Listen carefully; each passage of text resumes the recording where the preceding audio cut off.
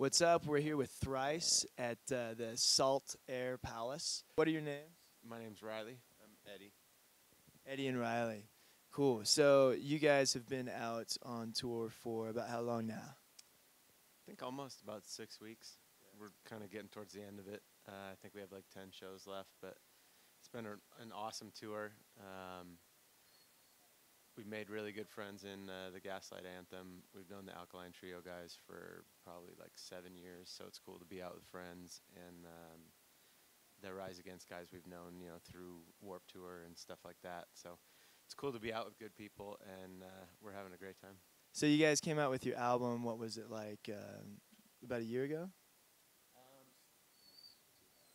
I don't know exactly the exact dates when it came out. The first half, like volumes 1 and 2, Fire and Water, came out in October of last year. So yeah, like almost a year ago. And then the other 2 EPs, Air and Earth, came out in April of this year. Cool. So I noticed that the feel of the albums, these newer albums, was quite a bit different than your older albums. So was there any particular like motivation behind it? Or you guys just evolution, or what was it? I think it's just how the band's worked kind of from the beginning. Was each record that we've done, we've kind of been trying new things out. And I don't know, I think that's just become like what our band is about.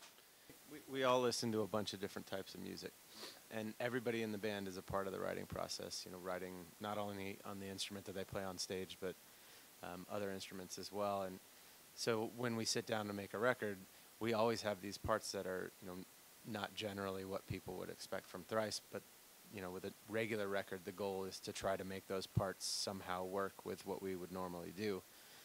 So this time around, we decided, let's take these parts and let them be what they feel like they want to be. So it's like, if you have an electronic part, let's make a song that's like fully electronic or fully acoustic or whatever, and just kind of opening the doors to a lot of new possibilities of places that we can go with our music. And now when it comes time to making the next record, we have all of these experiences in, experimenting with different styles.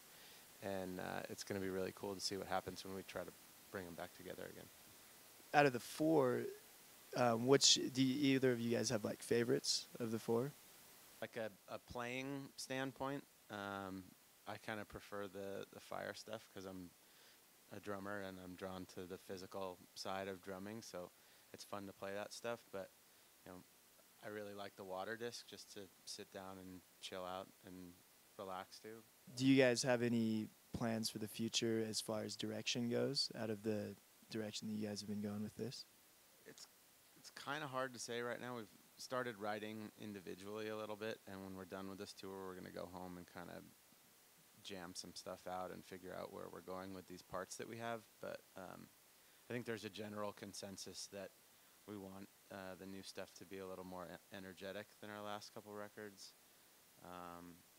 But as far as like trying to define or pinpoint like one particular sound, I'm sure we're gonna have a bunch of parts that are all over the place and as random as normal.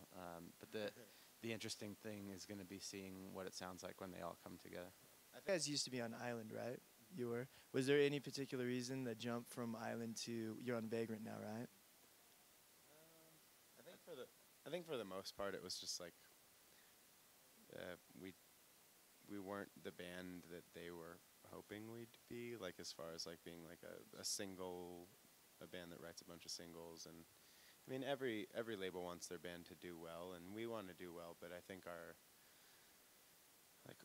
ideas of where we wanted the band to go ended up being a lot different. And there was also a bunch of turnover at the label, like from when we signed with the label and when we left the label. Pretty much everybody left except for our A&R guy, who now is no longer there anymore either. They just like cleaned house, and after we spent a long time in talking to major labels and making a really well-informed decision on who we wanted to go with, because we trusted them and we thought they understood us and stuff, to have that totally change and have a whole new group of people coming in that might not really understand the band was really difficult for us. But I think we're better off. I think they're better off. They can focus on bands that are more radio friendly and are going to sell more records, and we can just focus on trying new things and making records instead of singles.